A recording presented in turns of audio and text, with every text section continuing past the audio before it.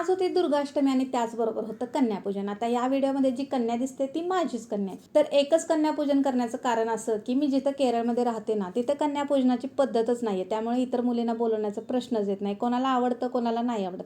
आणि त्यातल्या त्यात मी जिथे राहते तिथे तर सगळे लोक ख्रिश्चनच राहतात। तर ख्रिश्चन लोक टिकलीसुद्धा लावत नाही, तुम्हाला माहीत असेल। तर पूजन झाल्यावरती गिफ्ट दिलं आणि मी गिफ्ट दिल्यानंतर कृष्णाला सुद्धा वाटलं की त्याने सुद्धा काहीतरी गिफ्ट द्यावं। तर त्यांनी चिप्स आणलं होतं तिच्यासाठी।